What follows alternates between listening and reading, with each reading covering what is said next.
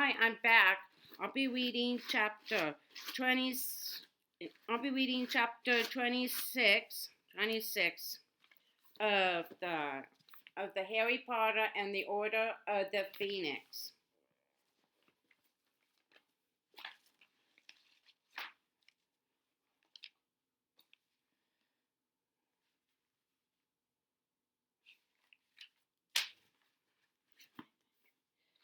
Okay, chapter 26. Scene and un, scene and unforeseen. Luna said vaguely that she did that she Luna Luna said vaguely that she did not know how soon Lydia's interview with Harry would appear in the Quibbler, that her father was expecting a lovely, long article on recent sightings of a crumpled horn, Snorkacks, and of course that will be a very important story. So Harry's might have to wait for the following issue, said Luna.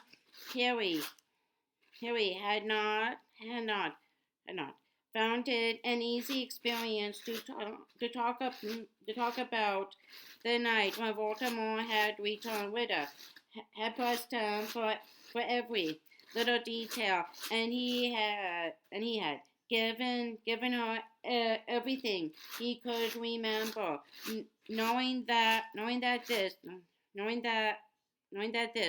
was his one big opportunity to tell the world the truth. He wondered how people would react to the story.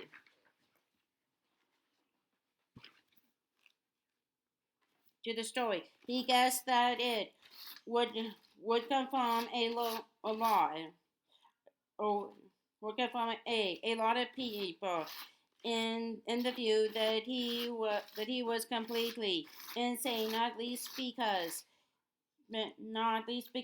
his story would be appearing would be appearing would be appearing alongside other rubbish about crumple horned Snorkacks, but the breakout of Bellaatrix.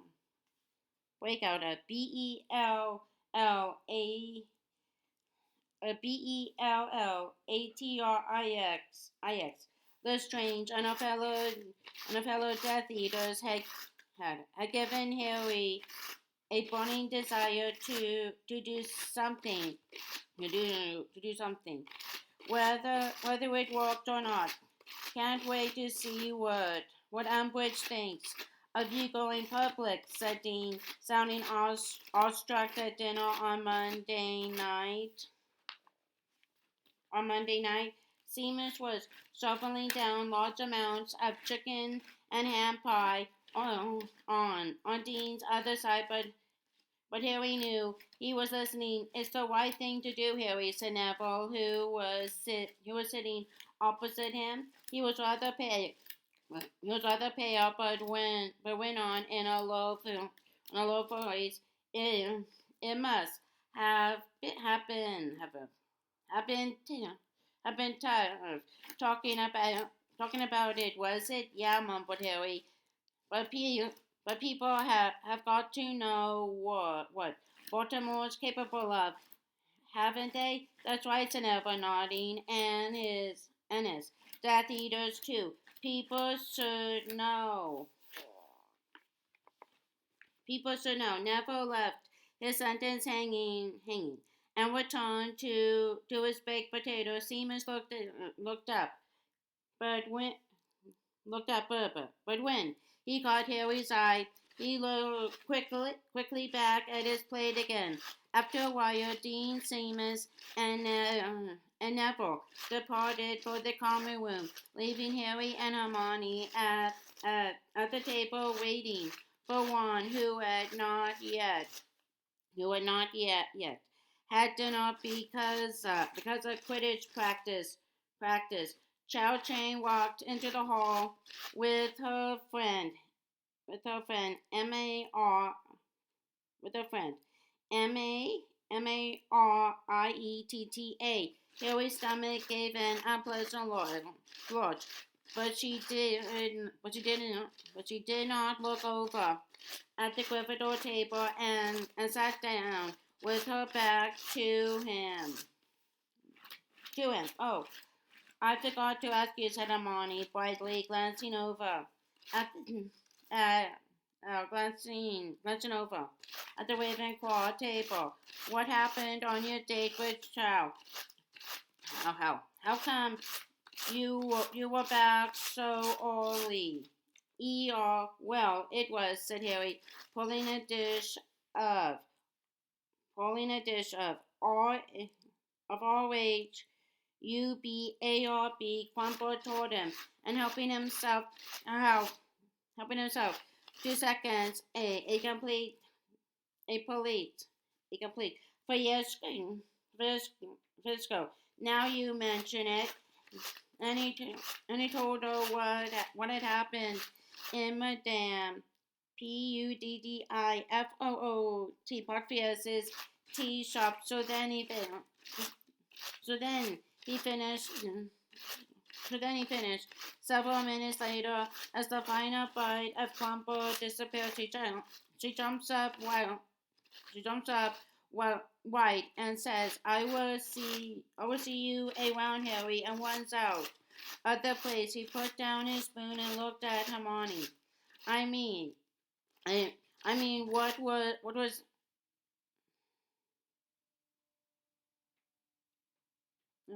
He put down his spoon and looked at Hermione. What was all that about? What was going on? Hermione glanced over at the back of Chow's head and sighed. Oh, Harry, she said sadly. Well, I am sorry, but you were a bit tactless. Me tactless? Said Harry, outraged. 1 minute we were getting on fine. Next minute she was telling me that Roger Davis asked her out, and and how she used to go and SNOG Cedric in that stupid tea shop. How was I supposed to feel about that? Well, you see, said Hermione with the patient air of one explaining the one plus one the one explaining that 1 plus 1 is equals to an over emotional toddler. You shouldn't have told her that you wanted to meet me halfway through your date. But, spluttered Harry, but you told me to meet you at 12 and to bring her along. How was I supposed to do that? Well, without telling her. You should have told her differently, said Hermione, still with that maddeningly patient air. You should have you should have said it was really annoying, but I made you promise to come along to the three broomsticks, and you really didn't want to go. You much rather spend the whole day with her, but you thought you really ought to meet me. And would she please come along with you? And hopefully you be able to get away more quickly. And it might have been a good idea to mention how ugly you think I am too, Hermione added as an afterthought. But I don't think you're ugly, said Harry, bemused. Hermione laughed. Hermione laughed. Harry, you are worse than one. Well, worse than one. Well, no, you were not. She sighed as Ron himself came stomping into the hall, splattered with mud and looking grimy. Look, you upset Chow when you said you were going to meet me. So she so she so she tried to make you jealous. It was her way of trying to find to find out how much you liked her. You liked her. Is that what she was doing? Said Harry as Ron dropped onto the bench opposite them and pulled every disc within reach toward himself. Well, well, well, well. Wouldn't wouldn't it have been happen easier if she just asked me whether I liked her better than you girls often ask questions like that, said her mom. Girls don't girls don't often ask questions like that, said Hermione. Well, they should, said Harry forcefully. Then I couldn't. Then I couldn't have. Then I could have. Just told her I fancy her, and she wouldn't have had to get herself all worked up again about Cedric dying. About Cedric dying. I'm not saying what she did was sensible, said Hermione, as Gingy joined them just as muddy as Ron and looking equally disgruntled. I'm just trying to make you see how she was feeling at at the time. You should write a book, Ron told Hermione as he cut up his potatoes, translating mad things.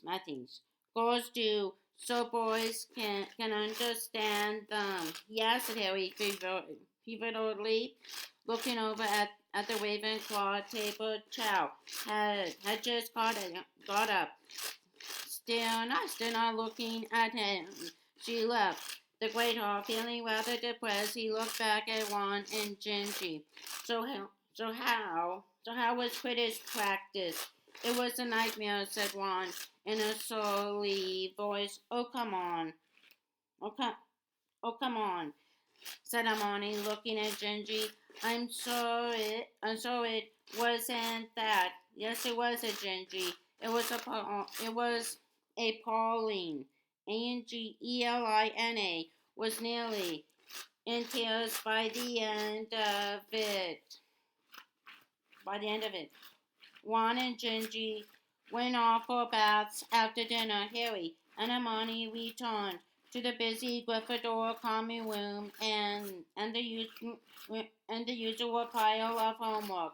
Harry had been struggling with a new star chart for a new star chart for astronomy for half an hour when Fred and George turned up. Ron and Gingy not here with Fred, looking around as he pulled up a chair. And when Harry shook his head, he said, "Good. We were watching their practice. They are going to be slaughtered. They are complete rubbish without us. Come on, Gingy's not bad," Phil, said George fairly, sitting down next to Fred, next to Fred. Actually, I don't know how she got so good. She got so good Good. Seeing how we never let her play with us. With us, she's been she's been breaking into your broom shed in the garden since the age of 6, and taking each of your brooms out in turn when you one look into the morning from behind her tottering pile of ancient ruined books. Oh, said George, looking mildly impressed. Looking mildly impressed. Well, that explaining has one saved the go yet? Asked Hermione, peering over the top. A magical Hiero G L G Glyphs and Lograms. Well, he can do it. Well, he can do it if he doesn't think anyone's watching him," said Fred, rolling his eyes. "So all we have to do is ask the crowd to turn their backs and talk among and talk and talk and talk among themselves every time the quiffle goes up his end on Saturday. On Saturday, he got up again and moved restlessly to the window, staring out across the dark grounds. Quidditch was was about the the only thing in this place worth staying for. Hermione cast him a stern look. You have got exams coming. You got exams coming. Told you already. We are not. We are not fussed about any WT separate. The snack boxes all ready to roll in. We found out how to get rid of other spoils. Just a couple of drops of MURT MURT assessment sorts sorts them. Lee Lee put us onto it. George yawned widely and looked out, disconsolately at the cloudy night sky. I don't know if I even want to watch this match if Zacharias men beats us. I might have to kill myself. Kill him, more likely, said Fred firmly. That's the trouble with Quidditch, said Hermione absentmindedly. Once again, that's the trouble with Quidditch, said Hermione absentmindedly. Once again, bent over her ruin. Translation: It creates all this bad feeling and tension between the houses. Between the houses. She looked up to find her copy. A Spellman's Syllabary, and caught Fred, George, and Harry looking at her with expressions of mingled disgust and incredibility on their faces. "Well, it does," she said impatiently. "It's only a game, isn't it?" "Hermione," said Harry, shaking his head. "You are good on feelings and stuff, but but you but you but you but you just don't understand about Quidditch." "Maybe not," she said darkly, returning to her translation again. "But at least my happiness doesn't depend on one's goalkeeping ability." And though Harry would rather would rather have had jumped off the astronomy tower then admitted to her. By the time he had watched the game, the following Saturday, he would have given any number of gallons not to care about Quidditch either. The very best, the very best thing you could say about the match was that it was short. The Gryffindor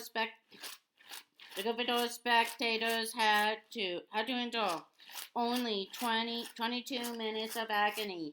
It was hard. It was hard to say what the worst thing was. Harry thought it was a close one contest between wands. 14 failed save. Slopper missing the plunger, but hitting Angelina in the mouth with his bat, and Kirke, squeaking as Zacharias Smith zoomed at him, carrying the cripple and falling backward off his broom. The miracle was that Gryffindor had only lost by 10 points. Ginny managed to snatch the snitch from right under Hufflepuff Seeker Summerby's nose, so that the final score was 240 versus 230. Good catch, Harry told Gingy back in the common room, where the atmosphere closely resembled that of a particularly dismaying funeral.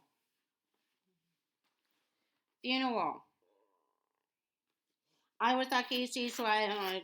It wasn't a very fast snitch, and some boys got a cold. He sneezed and closed his eyes at exactly the wrong moment. Anyway, once you were back on the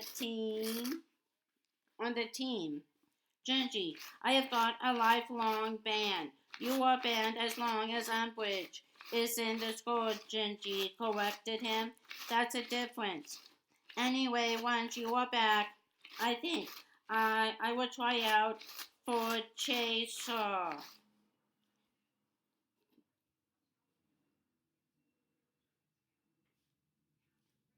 I'll try out for Chaser.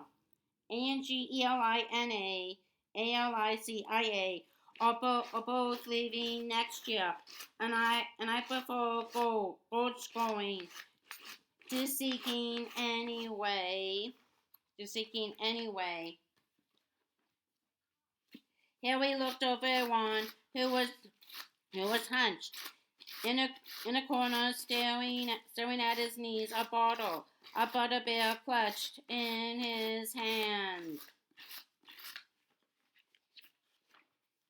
Angelina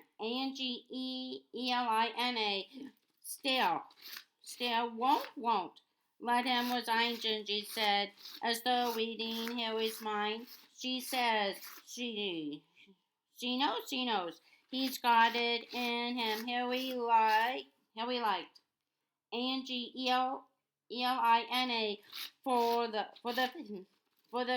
faith she she was sewing in one, but at the same thought, it would really be kinder to let him leave. The team won had left the pitch to another booming chorus of Weasley is our king, sung with great gusto by the Slytherins, who were now favorites to win the Quidditch Cup. Fred and George wandered over. I haven't got the heart to take Mickey out of him even, said Fred, looking over at Juan's crumpled figure. Mind you, when he missed the 14th, he made wire motions with his arms as though doing an upright doggy paddle. Well, I will save it for parties. Juan dragged him, dragged, Juan dragged himself up to bed shortly after this. Out of respect for his feelings, Juan waited a while before going up to the dormitory himself, so that Juan could pretend to be asleep if he wanted to. Sure enough, when Harry finally entered the room, Juan was snoring a little too loudly to be entirely plausible. Plausible.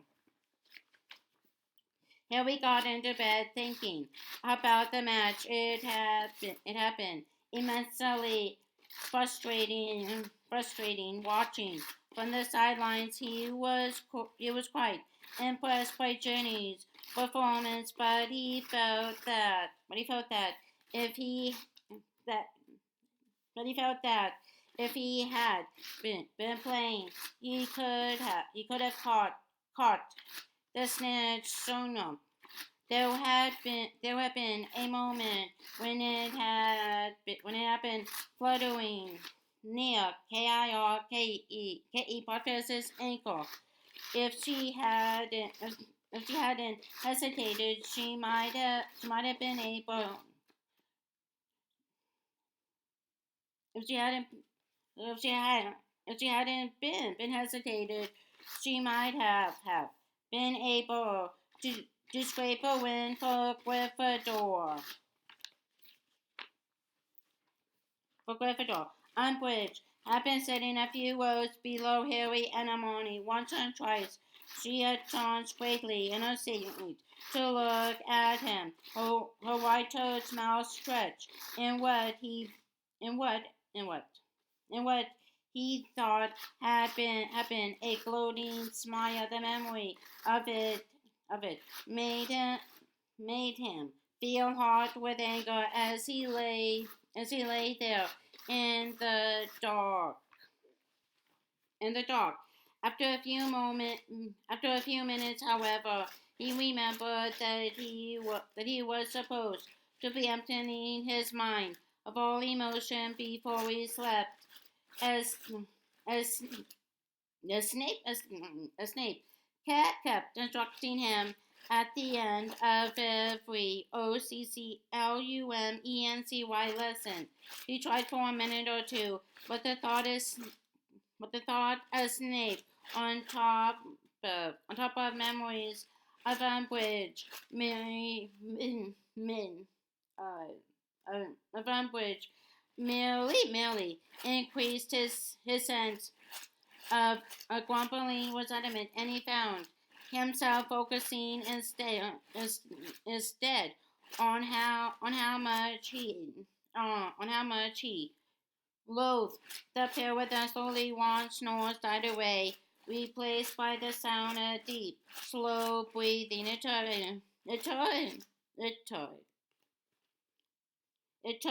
took Harry much longer to get to sleep. His body was tired, but it took his brain a long time to close down. He dreamed that Neville and Professor Sprout were watching around the room of requirements while Professor McGonagall played the bagpipes. He watched them happily for a while, then decided to go and find the other members of the DA. But when he left the room, he found himself facing not the tapestry of a BARNABAS, the BARMY, but a torch burning in its bracket on a stone wall. He turned his head slowly to the left there. At the far end of the windowless passage was a plain black door. Black door. He walked toward it with a sense of mounting excitement. He had the strangest feeling that this time he was that this time he was going to get lucky at least and find a way to open it. He was freed from it and saw with a leap of excitement that there was a glowing strip of faint blue light down the right hand side down the right hand side. The door was ajar. He stretched out his hand to push it wide and Ron gave a loud rasping Genian snore, and Harry awoke abruptly with his right hand stretched in front of him in the darkness to open a door that was hundreds of miles away.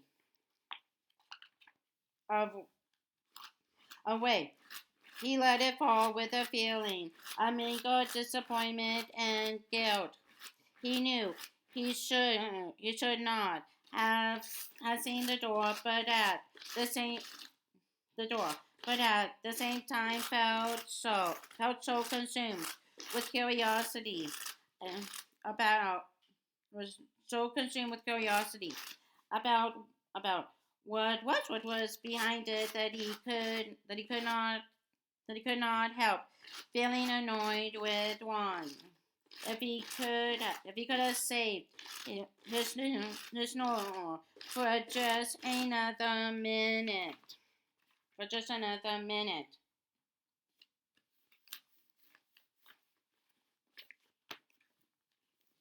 They entered the great hall for breakfast at exactly the same moment as the post hours on Monday morning. Hermione was not the only person eagerly awaiting her daily profit. Nearly everyone was eager for more news about the escaped Death Eaters, who despite many reported sightings,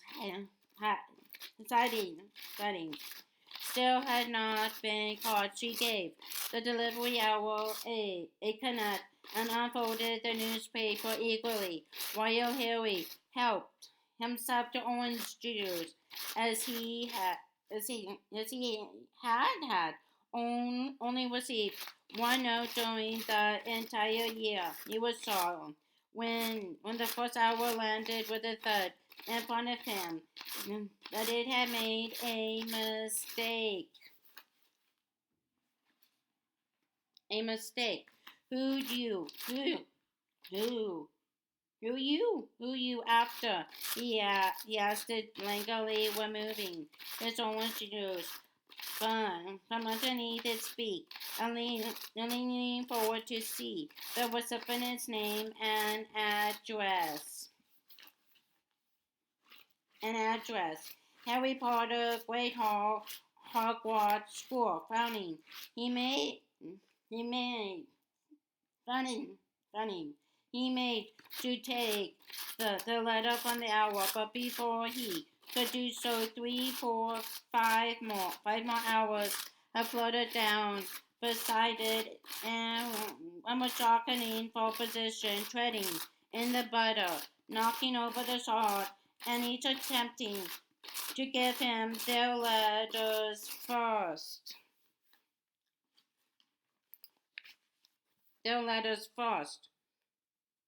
What's going on, Ron asked in amazement, as the whole of Gryffindor table leaned forward to watch as another 7 hours landed among us, the first ones screeching, hooting, and flapping their wings. Harry, said Hermione breathlessly, plunging her hands into the feathery mass ass mask. I'm pulling out a screech, owl, owl, a screech owl, bearing a long cynical package. I know what this this means. Open this. One pause. Harry whipped off the brown packaging. Out rolled a slightly folded copy, a March's edition of the Quibbler. He unrolled it to see his own face, grinning sheepishly at him from the front cover in large red letters across. His pictures were the words. Harry Potter speaks out at last. The the truth about he who must not and about he who must not be named, and the night I saw him return. It's good, isn't it, said Luna, who had drifted over to the Gryffindor table and now squeezed herself onto the bench between Fred and Ron. It came out yesterday. I asked Dad to send you a free copy. I expect all these to wave the hand at the assembled hours. They're scrabbling around on the table in front of Harry. All letters from readers. All letters from readers. That's what I thought, said Amanda equally. Harry, do you mind if we help yourself, said Harry, feeling slightly bemused. Ron and Hermione both, both started whipping open envelopes. This one's from a bloke who thinks you were off your rocker, said Ron, glancing down his letter. Oh well, this woman recommends you try a good course of sock spells at St. McGonagall's, said Hermione, looking disappointed and crumpling up a second. This one looks okay, though, said Harry slowly, scanning a long letter from a witch and possibly, hey, she says she believes me. She believes me. This one's in 2 minds, said Fred, who had joined in the letter opening with enthusiasm. Says you don't. Says you don't come across as a mad person, but he will, but he really, but he really doesn't want to believe. You know who's back. So he doesn't know what to think now. Blimey, what a waste of parchment.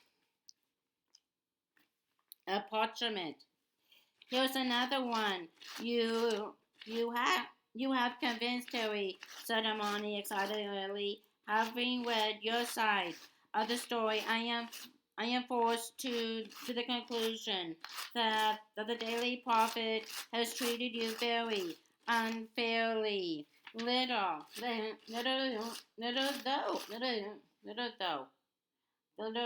though, I want to think that he who must not be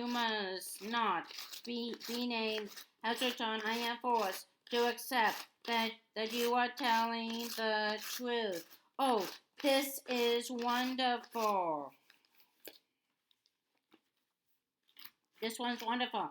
Another one who thinks you are barking, said Ron, throwing a crumpled letter over his shoulder. But this one says you have got, ho, converted.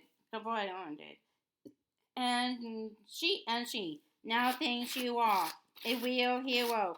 She's put in Just put in a photograph too. Wow, what is going on here? Said a falsely sweet, girlish voice, and we looked up with his hands full of envelopes. Professor Umbridge was standing behind Fred and Luna, her bulging toad's eyes, scanning the mess of hours and letters on the table in front of Harry. Behind her, he saw many of the other students watching them avidly. Why have you got all those letters, Mr. Potter? She asked slowly. Is that a crime now? Said Fred loudly. Getting mail? Getting mail? Be careful, Mr. Weasley, or I shall have to put you in detention, said Umbridge. Well, Mr. Potter, Harry hesitated, but he did not see how he could keep what he had done quiet. It was it was solely only a matter of time before a copy of the Quibbler came to Umbridge's attention. People have written to me because I gave an interview, said Harry, about what happened to me last June. Last June.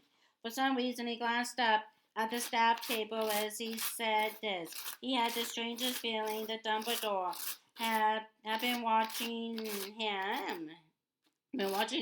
A second before, but when he looked Dumbledore seemed to be absorbed in conversation with Professor Flitwick.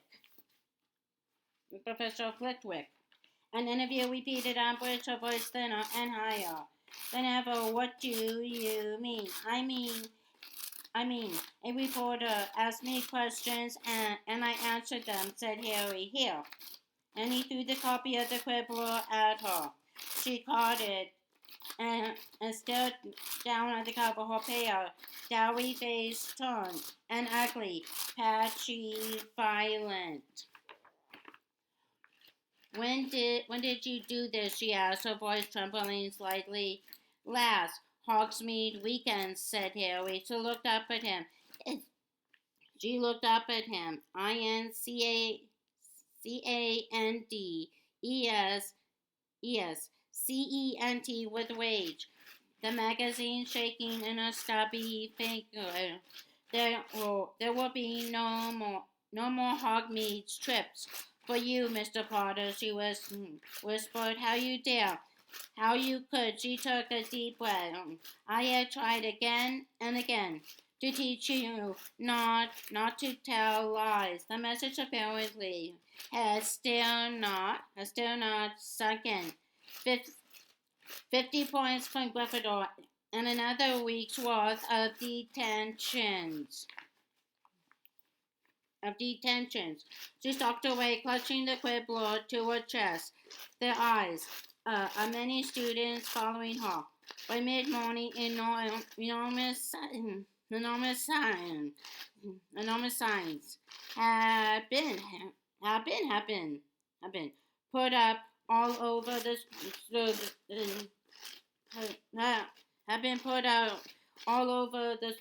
school, not just on houses notice boards, but in the quarters and classrooms too.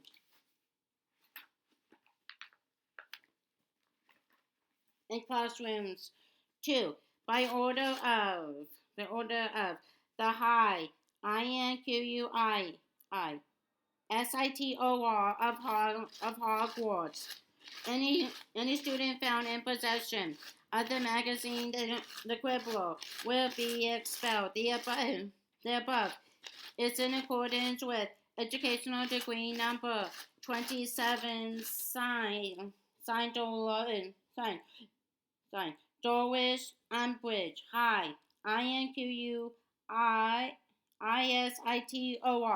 For some reason, every time Hermione caught sight of one of these signs, she beamed with pleasure. What exactly are you? so happy about? Harry asked her. Oh, Harry, don't you see Hermione breathe? If she could have, if she could if she could have done one thing to make absolutely sure that every single person in the school will read your interview. It was banning it. It was banning it. And it seemed that Hermione was quite right. By the end of that day, though Harry had not seen so much as a corner of the cupola anywhere in the school, the whole place seemed to to be quoting the interview at each other. Harry heard them whispering about it as they queued up outside classes, discussing it over lunch, in the back, our lessons, Why Hermione even reported that every occupant of the other cubicles in the girls' toilets have been talking about it when she nipped in there before ancient ruins. And then they spotted me, and and, all, and obviously they know I know you. So they were bombarding me with questions. Hermione told Harry, her eyes shining, and Harry, I think they believe you. I really do. I think you have finally got them convinced. Meanwhile, Professor Umbridge was stalking the school, stopping students at random and demanding that they turn out their books and pockets. Harry knew she was looking for copies of the Quibbler, but the students were several steps ahead of her. The pages carrying Harry's interview had been bewitched to resemble abstracts from textbooks. From textbooks. If anyone but themselves read it, or else, or else white magic, or, or else wiped magically blank until they wanted to use it again. Soon it seemed that every single person in the school had read it. The teachers were, of course, forbidden from mentioning the interview by educational degree number 26, but they found ways to express their feelings about it all the same. Professor Sprout awarded Gryffindor 20 points 20 points when Harry passed her a watering can of beanie. Professor Clickwick pressed the box, squeaking, took a mice on him at the end of times and shush and hurried away. And Professor T-R-E-L and Professor T-R-E-L and Trellawney broke into hysterical sobs during the during during the, during the visitation and during the visitation and announced to the starter class in a very disapproving Umbridge that Harry was not going to suffer an early death after all, but would live to a ripe old age, become Minister of Magic, and have 12 children.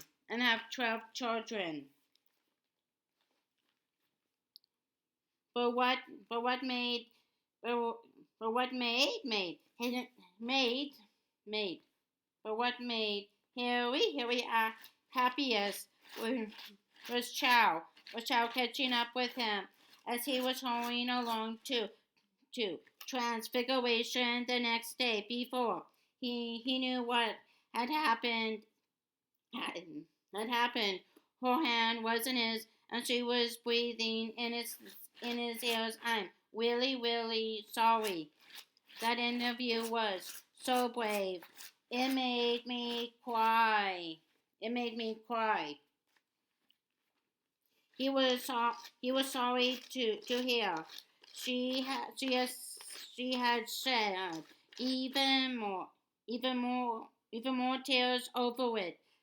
But very glad they were on speaking terms again, and even more pleased when she gave him a swift kiss on the cheek and hurried off again.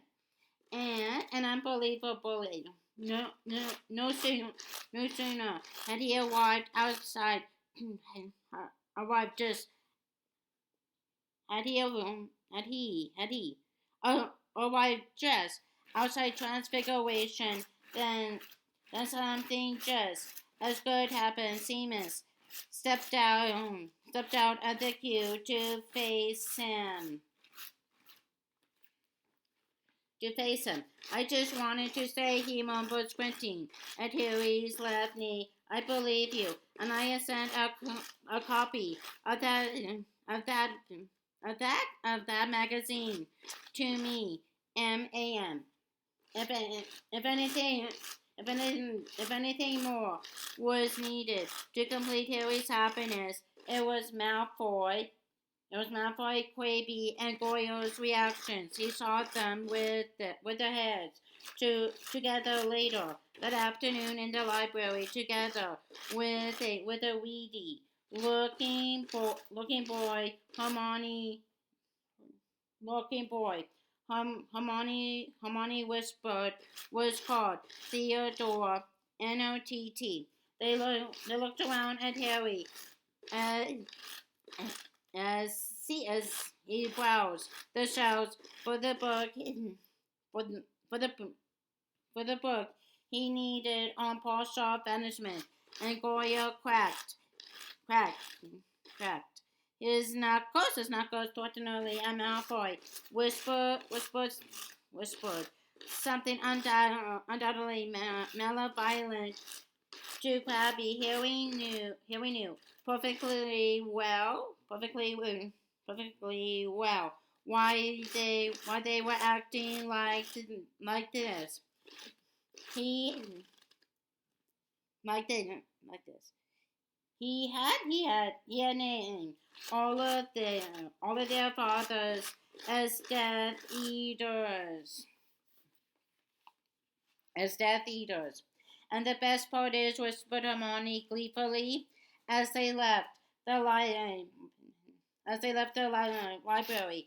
They can't contact you because they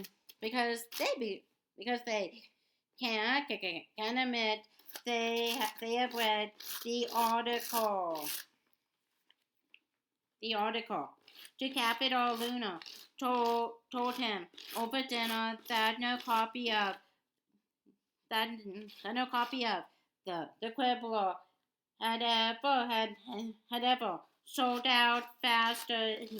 That's reprinting, she told Harry, her eyes popping excitedly.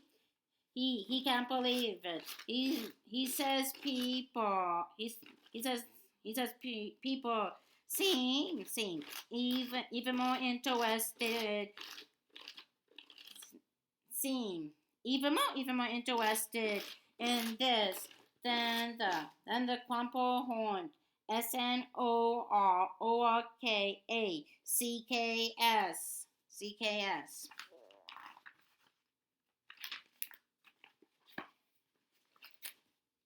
Harry was a hero in the Gryffindor common room that night, staring Fred that night. Daring Fred and George had put an enlargement charm on the on the front cover of the Quibbler and hung it on the wall, so that Harry's giant head gazed down upon the proceedings, occasionally saying things like, "The ministers are morons," and "Eat dung, Umbridge," in a booming voice. Hermione did not, no, did not find this very amusing.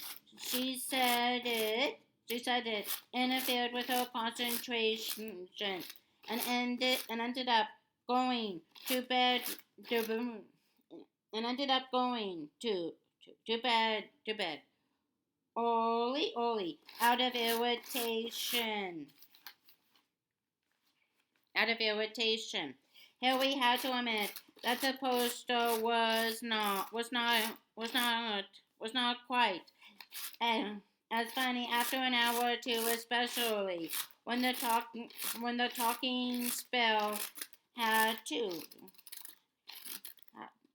talking talking spell had started to arrive, so that it merely shouted disconnected words like "done" and "Umbridge" at more frequent intervals in a progressively higher voice. In fact, it started to make his head ache and his scalp began prickling uncomfortably again to disappointed morons from the many people who were sitting around him, ask, asking him to relieve his interview his interview for the UMP TENTH time. He announced he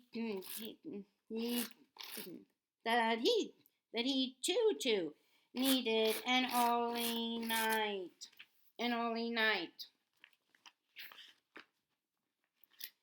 The dormitory was empty. When he reached it, he rested his forehead for a moment against the cool glass of the window beside his bed. It felt soothing against his skull. Then he undressed and got into bed, wishing his headache would go away. He also felt slightly sick. He rolled over onto his side, closed his eyes, and fell asleep almost at once. He was standing in a dark, curtained room lit by a single branch of candles. His hands were clenched on the back of a chair in front of him. They were long fingered and white, as though they had not seen sunlight for years, and look like large pale spiders against the dark velvet of the chair. Beyond the chair, in a pool of light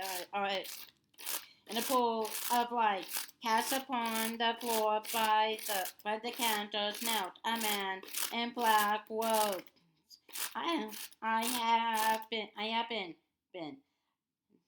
been been badly advised, it seems, said Harry in a high, cold voice that pulsed with anger. "Master, I crave your pardon," croaked the man, kneeling on the floor.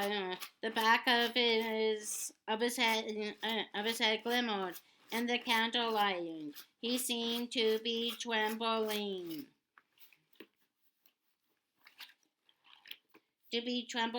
"I do not blame you. I do not blame you all. OOKWOOD," said Harry in that cold, cool voice. He relinquished his grip upon the chair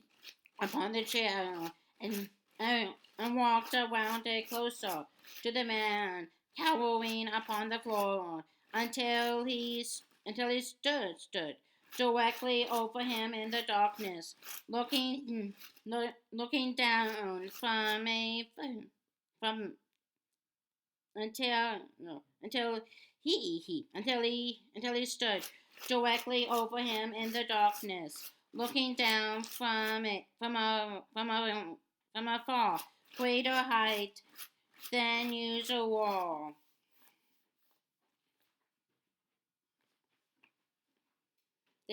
You are so of your facts. ROOKWOOT, asked Harry. Yes, yes, my lord, yes.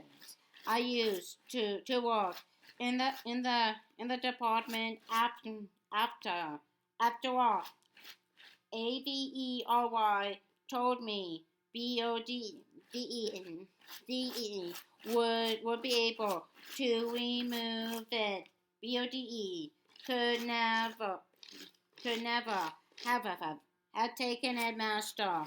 BODE would have would have would have would have no. He could not, undoubtedly. That is why he fought so hard against Malfoy's imperious cause. Stand up. ROOKWOOD, whispered Harry. The nearly man almost fell over in his haste to obey. His face was pockmarked. The scars were thrown into relief by the candlelight. He remained a little stooped when standing as though halfway through a bow, and he remained a little stooped when standing as though halfway through a bow, and he dared, and he darted terrified looks up at Harry's face. You have done well to tell me this, said Harry. Very well. I have wasted months on fruitless schemes, it seems. But no matter. We begin again. We begin again from now. You have Lord Baltimore's gratitude. ROOKWOOD. My lord, yes, my lord. Grasped. ROOKWOOD. His voice hoarse with relief. I shall need your help. I shall. I shall need all the information you can give me. Of course, my lord. Of course, anything. Very well. You may go. Send Avery to me. ROOKWOOT. Scurried backward, bowing, and disappeared through a door.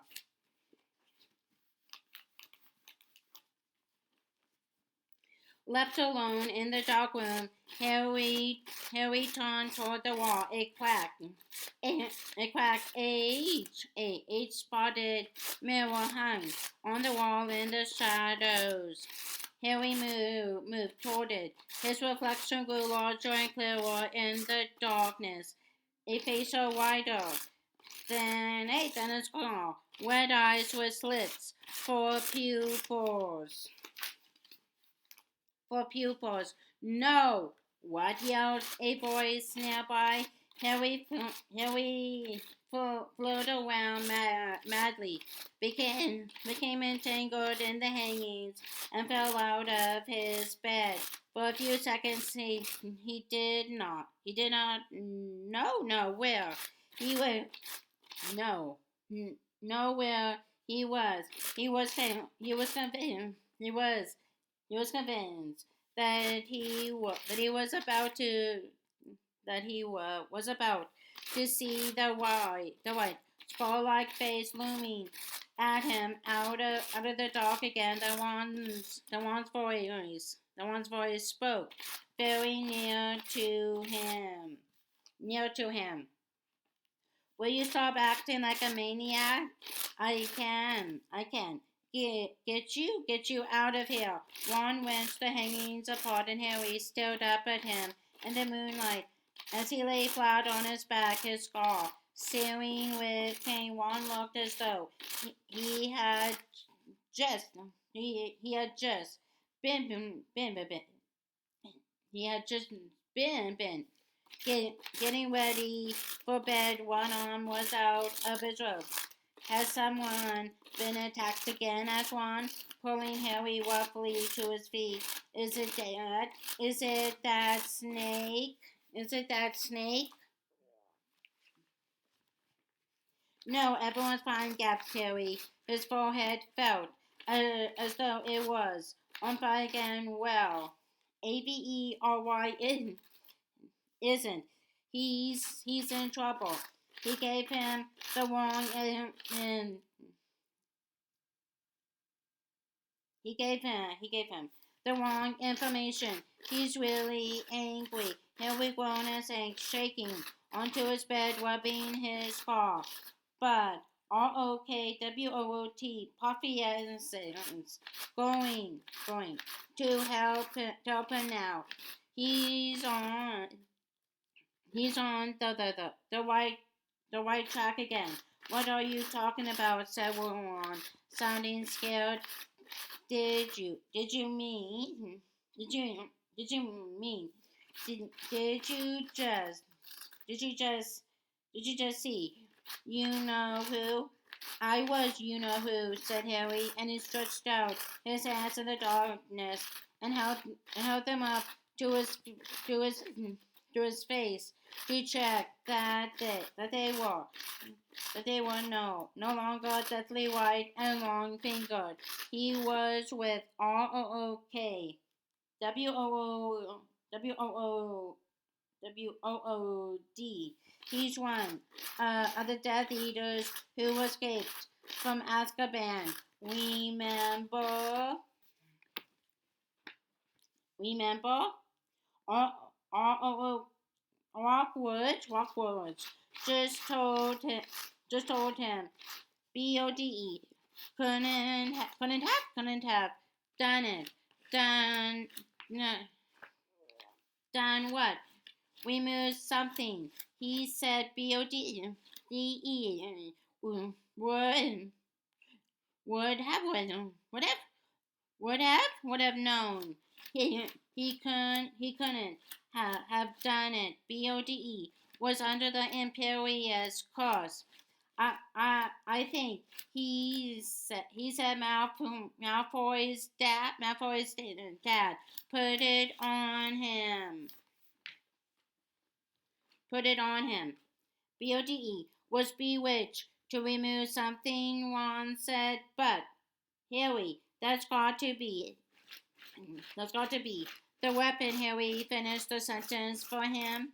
I know. The dormitory door opened. Dean and Seamus came in. Harry swung his legs back into bed. He did not want to look as though anything odd had just happened. Cena Seamus had only just stopped. Seamus had only stopped thinking. Had only just stopped thinking. Harry was another. Did you say?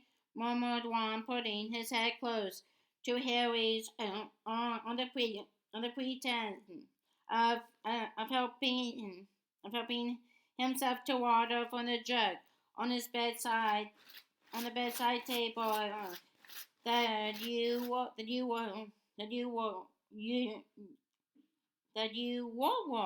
you know who? Yeah, Harry said quietly.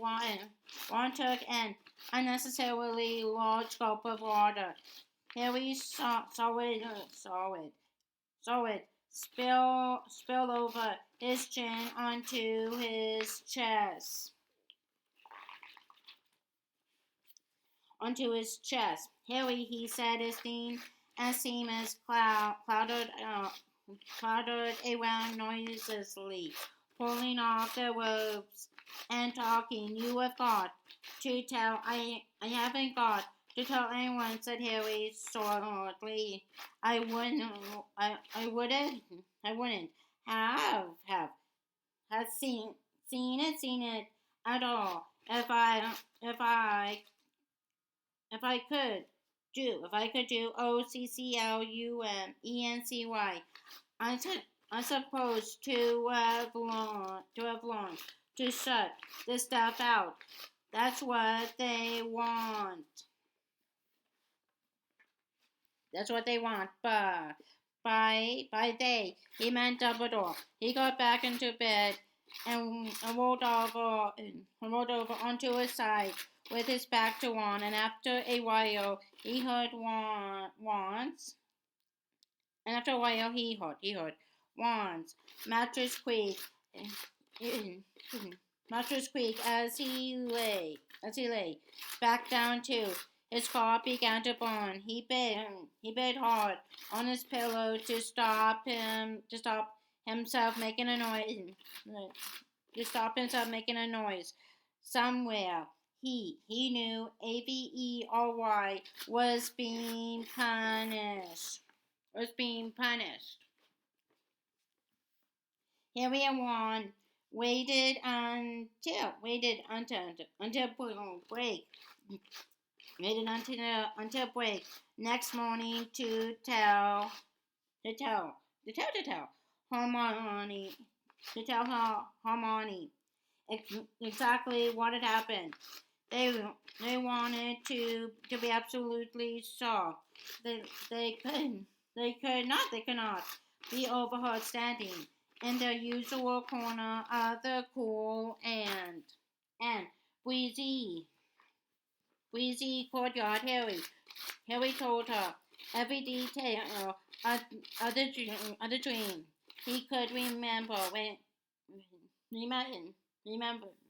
When he had finished, she said nothing at all for a few moments, but stared with a kind of painful intensity at Fred and George, who were both headless and selling the magical hat from under their cloaks on the other side of the yard. So that's why they killed him, she said quietly, withdrawing her gaze from Fred and George. At last, when BODE tried to, to steal this weapon, something funny happened to him. I think there must be defensive spells on it all around it to stop people from touching it. That's why he was insane McGonagall's. His brain had gone all funny, and he couldn't talk. But remember what the hero told us.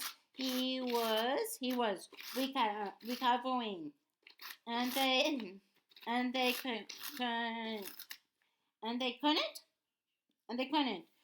risk him getting better, could they? I mean, the shock of whatever happened when he touched that that weapon, that weapon, touched touched that way, touched that weapon, probably made the Emperor's course lift. Once he got his voice back, he'd explain what he'd been doing. Wouldn't he? Then they would have known. Have known. He'd been sent to steal the weapon. Of course, it would have been easy for Lucius Malfoy to put the curse on him. Never out of the ministry is he. Is he? Is he? He was even hanging around that day. I had my hearing, said Harry in the. Hang on, he said slowly. He was in. He was in the department of Mr. Lee's quarter that day. That day, your dad said he was probably trying to sneak down, trying to sneak down and find out what happened in my hearing. But what if Sturgis kept Hermione looking thunderstruck? Sorry, someone be wired. Sturgis. Podmore ceremony, Buttersley,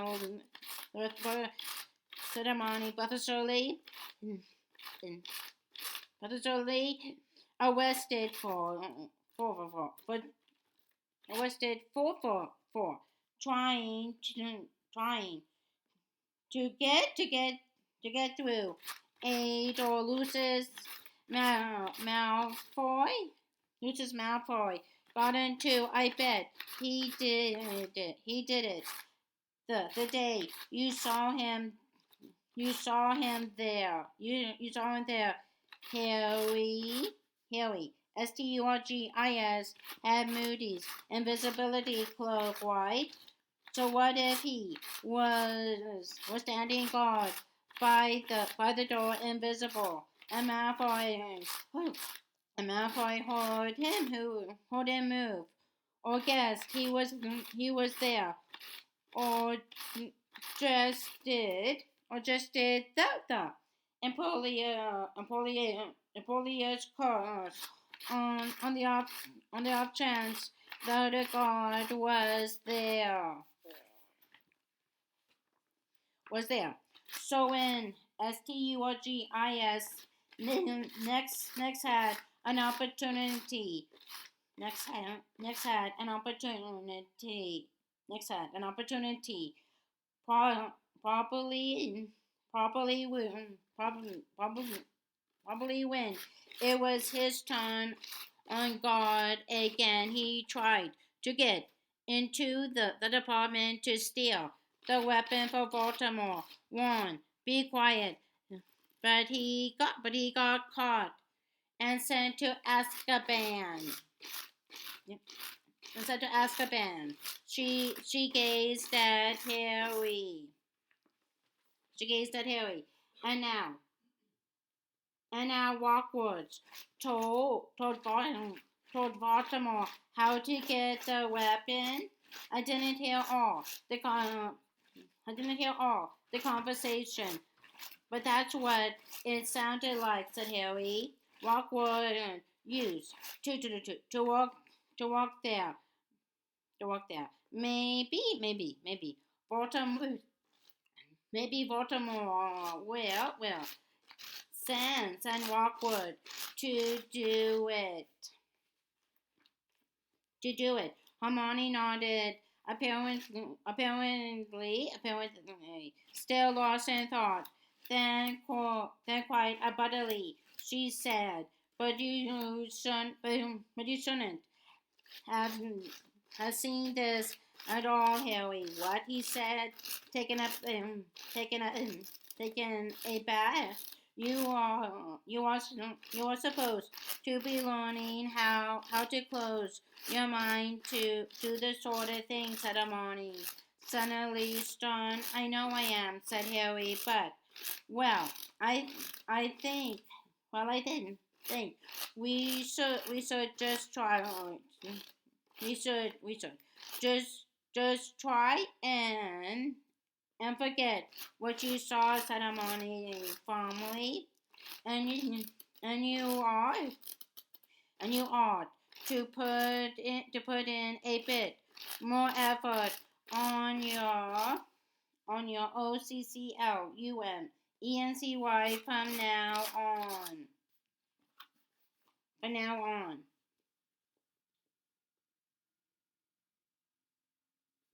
From now on. Harry was so angry with her that he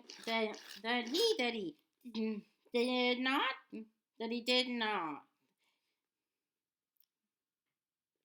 that he did not talk too hard for the rest of the day, which proved to be another bad one when people were not discussing the escaped Death Eaters in the quarters today.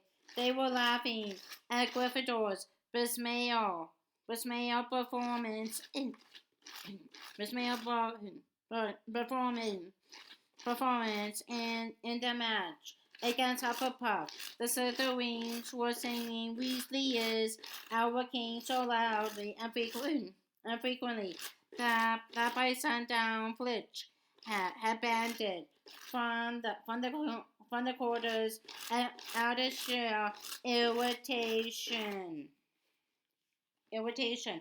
The week did not improve did not improve. As, as it progressed, Harry received two more teas and portions were still on tether hooks that Hagrid might get the sack and could not stop himself from dwelling on the dream in which he had seen Baltimore, though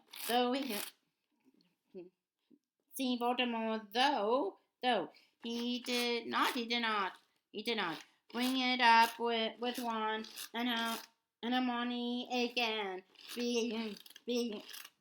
because he did not want another telling off from Hermione. He was very much that he could have talked to Sirius about it, but that was out of the question. So we tried to push the matter to the back of his mind.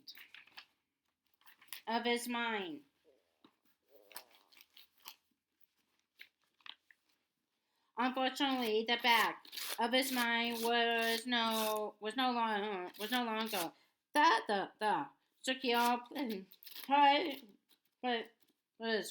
was no longer the secure place it had once been. Get up, Potter. A couple of weeks after his dream of Rockwood, here he was to be found yet again kneeling on the floor of Snape's office, trying to clear his head. He had just been forced yet again to relieve a stream of very early memories. He had not even realized he still had most of them concerning humiliations Dudley and his game had inflicted upon him in primary school.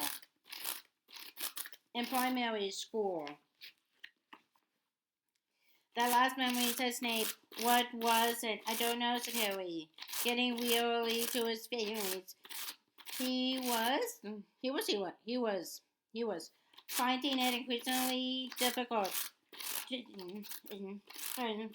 was finding it increasingly difficult to disentangle separate memories from the rush of images and sound that Snape kept calling for him.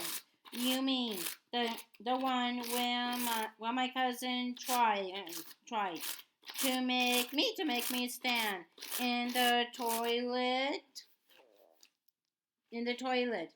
No, said Snape softly. I mean the one concerning a man kneeling in the middle of a darkened room. It's nothing, said Harry. Snape's dark eyes bored into Harry's, remembering what Snape had said about eye contact being crucial to LEGILIMENCY. Harry had blinked and looked away. and looked away. How how do how do that man and that woman and that woman how do that man and that woman and that woman came to be inside your head, Potter, said Snape. It, said Harry, looking everywhere but at Snape. It was just a dream I had. A dream, repeated Snape. Repeated Snape. There was a pause during which Harry stared fixedly at a large dead frog suspended in a purple liquid in its jaw. You, you do know why we are here, don't you, Potter? Said Snape in a low, dangerous voice. You, you do know why? You do know why? I am giving up my evenings to this tedious job. Yes, said Harry stiffly. Remind me why? Remind me why we are here, Potter, so I can learn. OCCLUMENCY, said Harry, now glaring at a dead ear. Correct, Potter.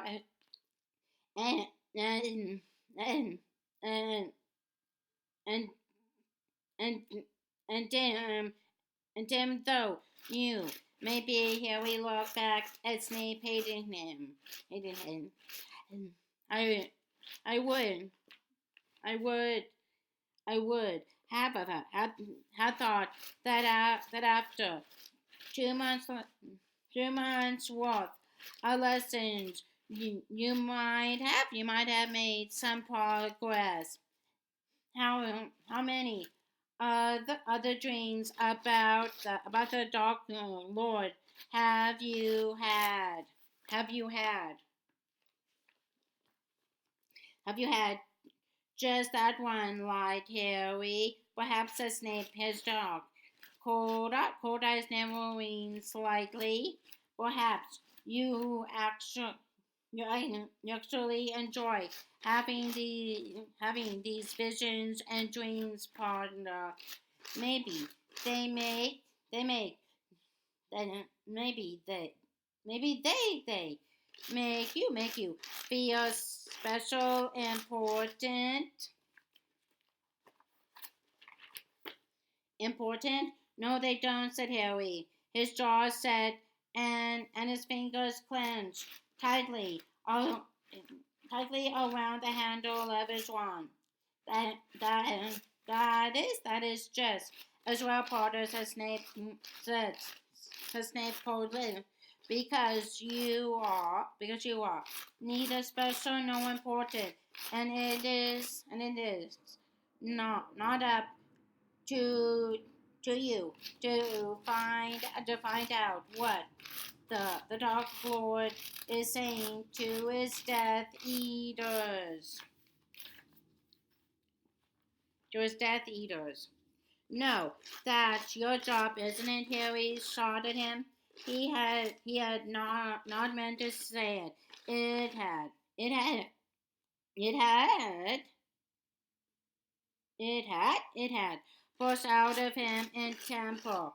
For a long moment they stared at each other, Harry convinced he had gone too far, but there was a curious, almost satisfied expression on Snape's face when he answered.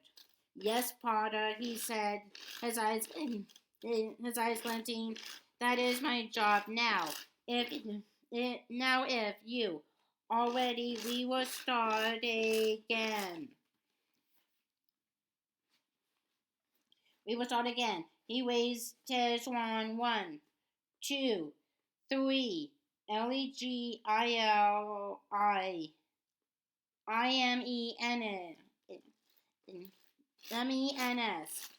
100 Demeters were swooping toward Harry across the lake and the ground. He screwed up his face in concentration. They were coming closer. He could see the dark holes beneath the hoods, beneath the hoods. He, yet he, yet he, yet he, yet he, yet he could also sneak, also see Snape standing in front of him, his eyes fixed upon Harry's face, muttering under his breath. And somehow Snape was growing clearer, and the Dementors were growing fainter. Harry raised his own wand. Protego. Snape staggered. His wand flew upward, away from Harry, and suddenly Harry's mind was teeming with memories that were not his. A narcos man was shouting at a cavalry woman, while a small, dark-haired boy cried in a corner. A greasy-haired teenager sat alone in a dark bedroom. Pointing his pointing his wand at the ceiling, shooting down firelights. A girl was laughing at it as a scrawny boy tried to mount a buckling broomstick. A buckling broomstick. Enough! Harry felt as though he had been pushed hard in the chest. He took several staggering steps backward, hit some other shells covering Snape's walls, and heard something crack. Snape was shaking slightly, very white in the face. The back of Harry's robe swore down. One of the jaws behind him had broken when he fell against it. The prickly, slimy thing within was swirling in its draining portion. P-E-R-E-P-A-R-O, his Snape, and the jaw sealed itself once more. Well, Paul, that was certainly an improvement. Painting slightly, Snape strengthened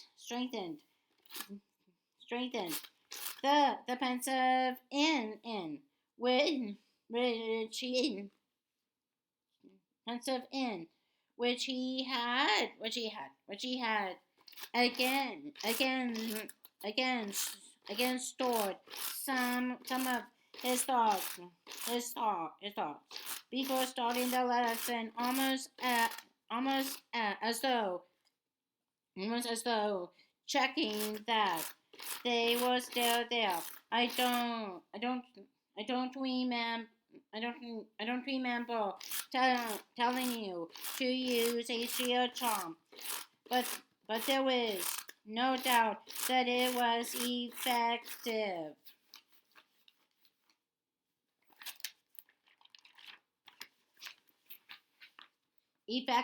Harry did not speak. He felt that to say something might be dangerous. He was sure he had just broken into Snape's memories, that he had just seen scenes from Snape's childhood, and it was unnerving to think that the crying little boy who had watched his parents shouting was actually standing in front of him with such loathing in his eyes. Let's try again, shall we? Said Snape. Harry felt a thrill of dread. he was about to pay for what? For what? Had had just happened. He was over. They moved back into position with a desk between them. Harry feeling he was going to find it much harder to empty his mind this time. On the count of three, then said Snape, raising his wand once more. One, two. Harry did not have time to gather himself together and attempt to clear his mind, for Snape had already cried Legilimens.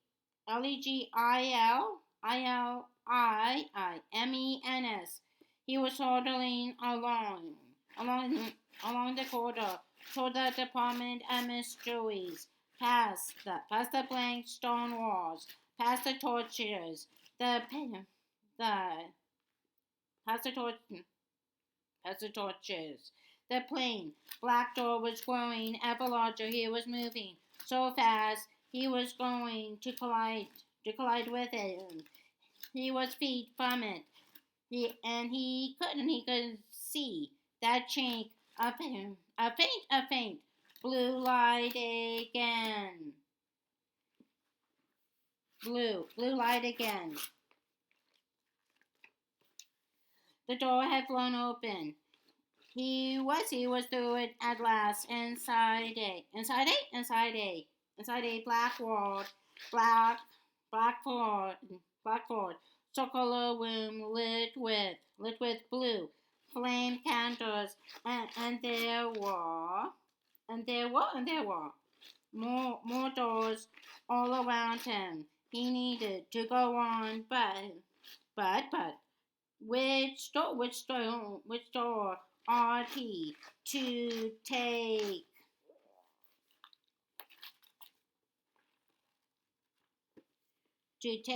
Potter. Harry opened his eyes. He was flat on his back again, with no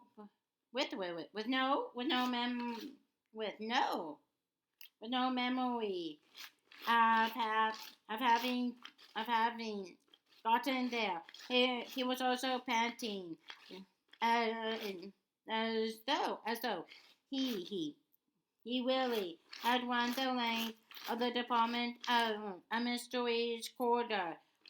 Really had sprinted through the black door and found the circular room. The circular room. Explain yourself, said Snape, who was standing over him. Looking furious. I don't know what happened, said Harry, truthfully standing up.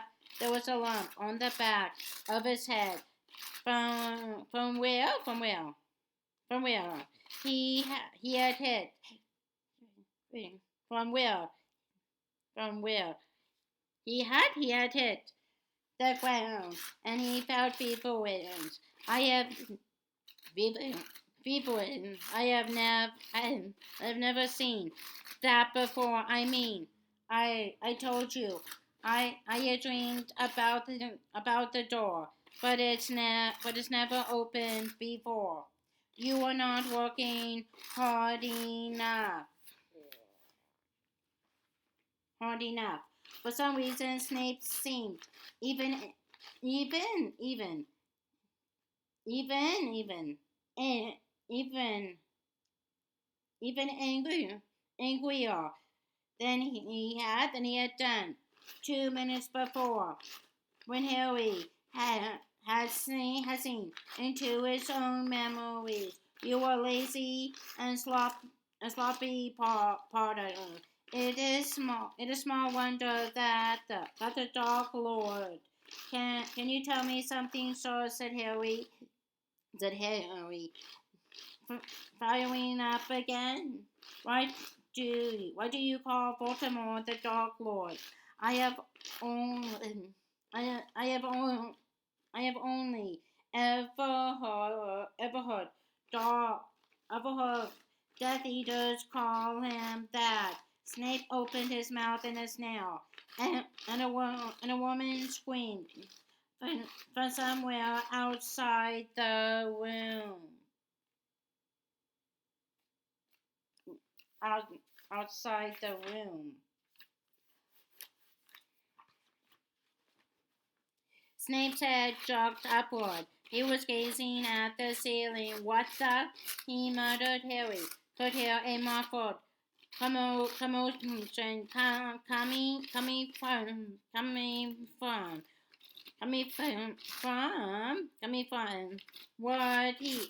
what he thought might be the entrance hall. Snape looked around at him, frowning. Did you see? Did you see anything unusual on your way down here, Potter? Harry shook his head. Harry shook his head. Somewhere above them, the woman screamed again. Snape strode to his office door. His wand still held at the ready, and swept out his side. Harry hesitated for a moment, then followed. The screams were indeed coming from the entrance hall. They grew louder as Harry ran toward the stone toward the stone toward the stone steps leading up from the dungeons. When he reached the top, he found the entrance hall packed. Students had come flooding out of the great hall where dinner was still in progress. To see what was going on, others had crammed themselves onto the marble staircase. Harry pushed forward through a knot, a slither wings, and saw that the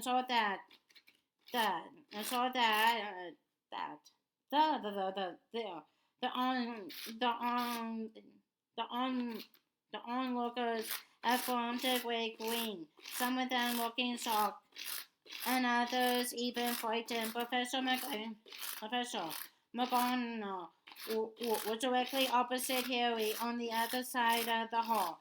She looked she looked as she looked as though what? She was watching. Made her.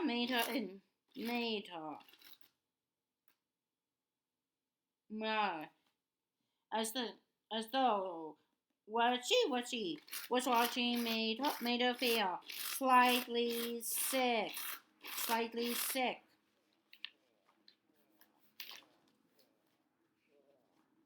Professor Tleawney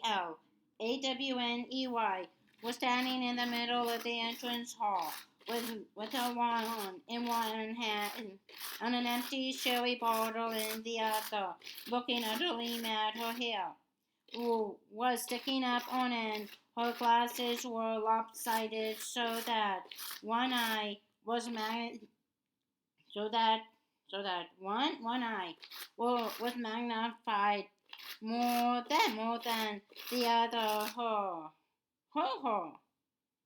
Her innumerable shawls and scarves were trailing, HAPHAZARARDLY from her shoulders, giving the impression that she was falling apart at the seams. Two large trunks lay on the floor beside her. One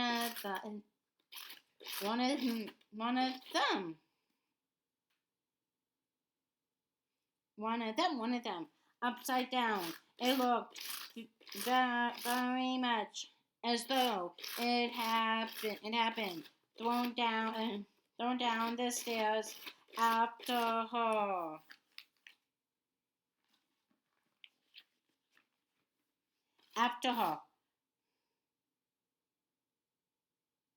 after all. Professor Toelawny was was staring, apparently terrified at something Harry could not see, but that seemed to be standing at the foot of the stairs. At the stairs. No, she shrieked. No, this cannot be happening. It cannot. I refuse to accept it.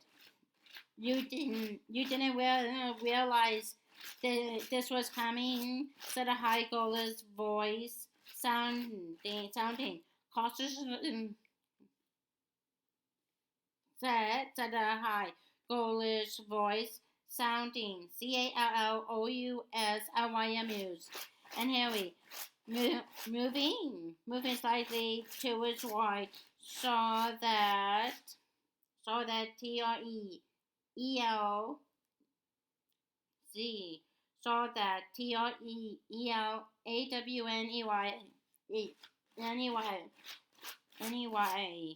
anyway Apotheos's terrifying vision was none other than Professor Umbridge, incapable though you are of predicting even tomorrow's weather. You must surely have realized that you're pitiful, but for that your pitiful performance during my inspection and lack of any improvement can make it inevitable. You would you would be sacked. You see, can't. Howard Professor Toelawny tears streaming down her face from, from behind her enormous lenses. You see, you, you see, can't sack me. I have. B, been here 16 years. H, Hogwarts is M, is M, is M. My, is M, my, is MYH,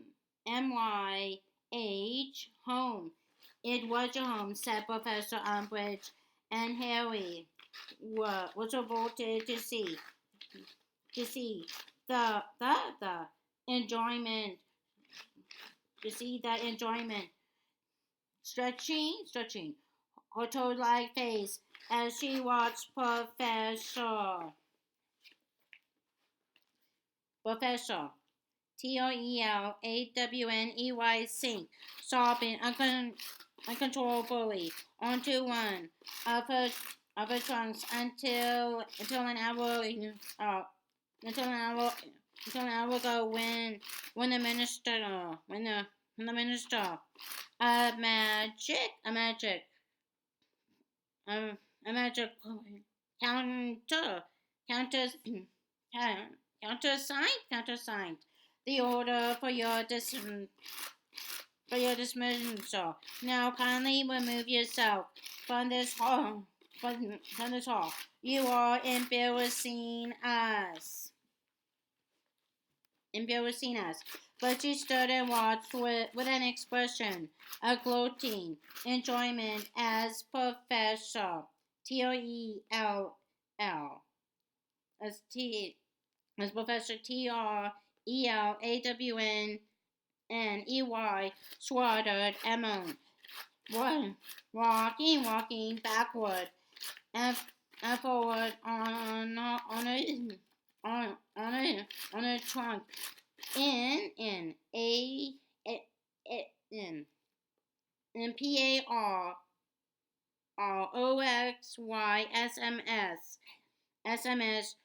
grief. Here we heard.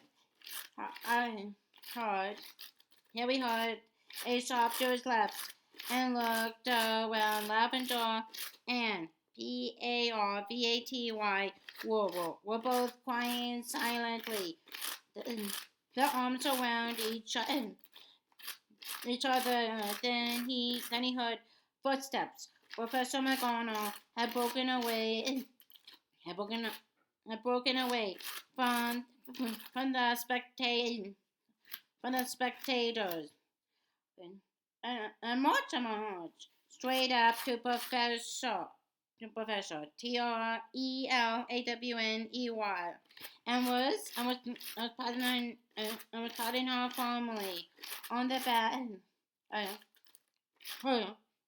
firmly on the back while withdrawing a large handkerchief from beneath her robes. There, SYB, stay calm. Blow your nose on this. It's not as bad as you think now. You are not good. You are not. You are not. You are not. Not. You are not going to leave Hogwarts. Hogwarts. Oh, Willie, Professor McGonagall said Umbridge in a deadly voice, taking a few steps forward. And your authority for that statement is that would be mine, said a deep voice. The oak front doors had swung open.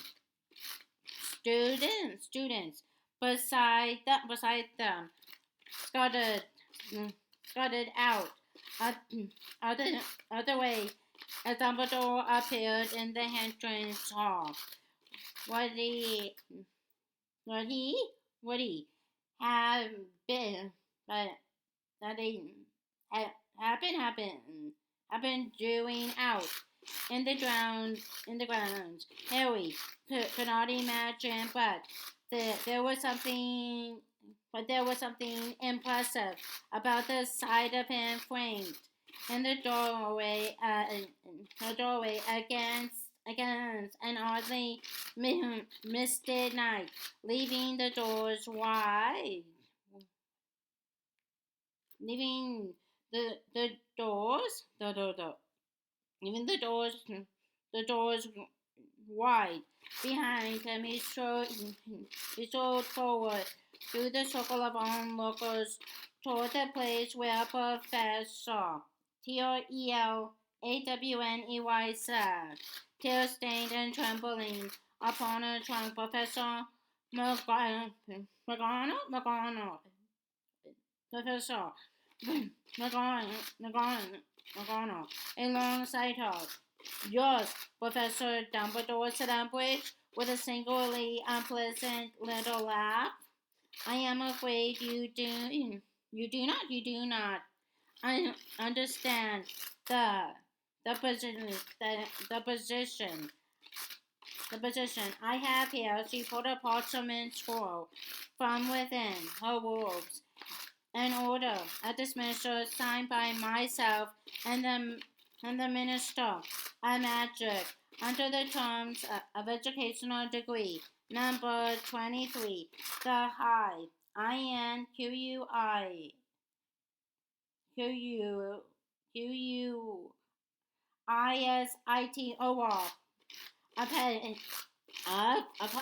of Hogwarts has the power to inspect to, to inspect place place place upon prohibition and sack any teacher that is that and sack any teacher she, that is to say I, feel is not performing up to the standard required by the Ministry of Magic. I have decided that Professor T-R-E-L T-R-E Drewney is not up to scratch. Is not up to is not up to scratch. I have dismissed her. I have dismissed her. To Harry's very great surprise, Dumbledore continued to smile. He looked down at Professor T-R-E-L T-R-E-E-R-L-A-W-N-E-Y. You were still sobbing and choking on her trunk, and said, You are quite right. Of course, Professor Umbridge is high. I-N-Q-U-I. I-Q-U-I. I-S-I-T-O-R. You, you have every right to dismiss my teachers. You do not, you do not.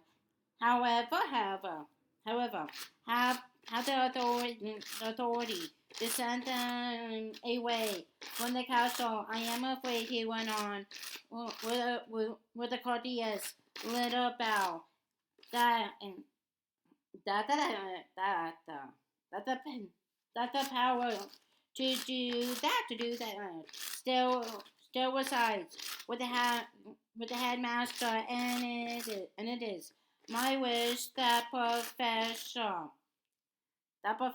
Trewney can continue to live at Hogwarts. At this professor Trewney gave a wide little laugh, in which a hiccup was barely hidden. No. I will go Dumbledore. I shall I leave Hogwarts and seek my fortune elsewhere. Elsewhere, no, said Dumbledore sharply. It is my wish that you remain. S I S-I-B-Y-L-L.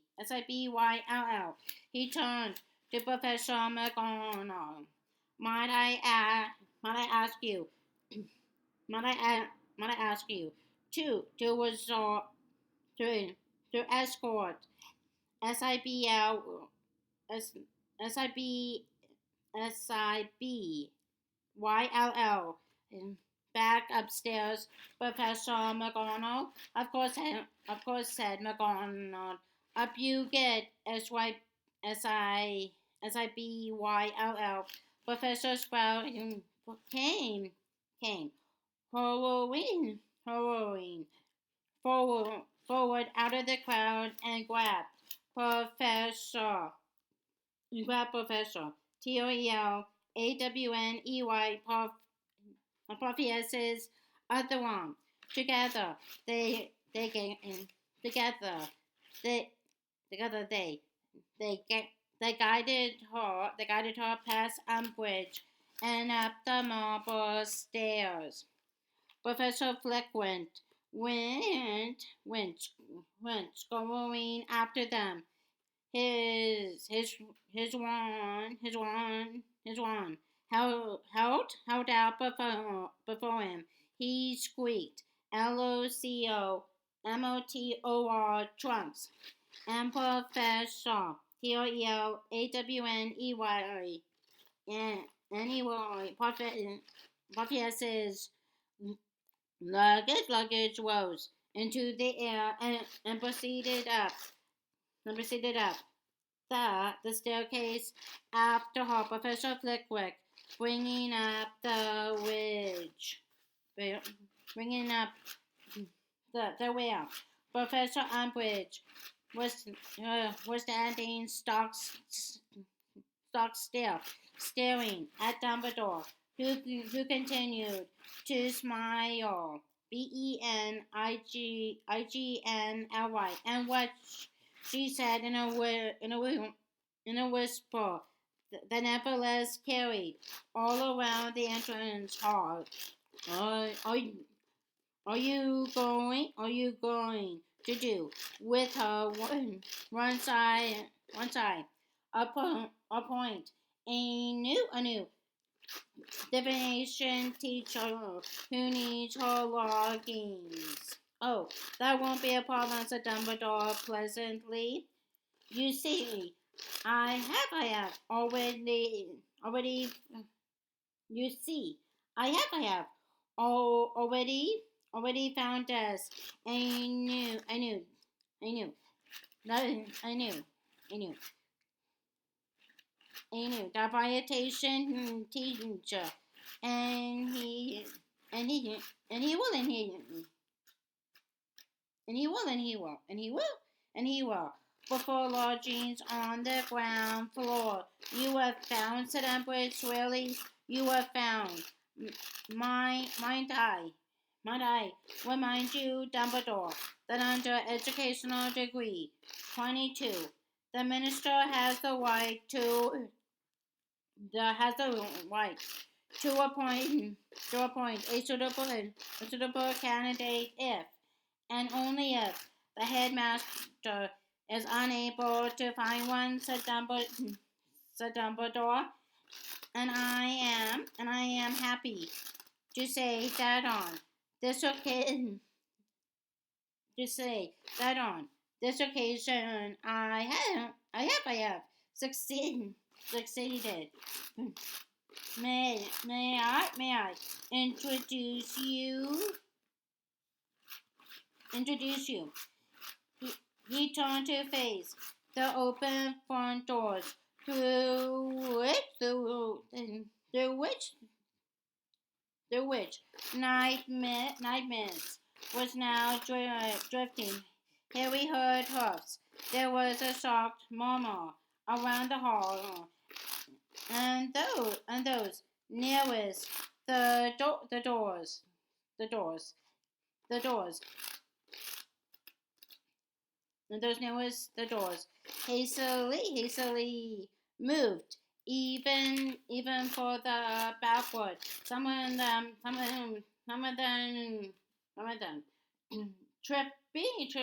tripping over in the haste to clear a path for the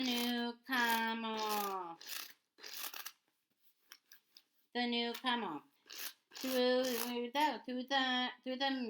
the mist came a face Harry had seen once before on a dark, dangerous night in that forbidden forest. White, blonde hair and astonishingly blue eyes. The head and torso of a man to joined to the PALOMINO body of a horse. This is FIRENZE,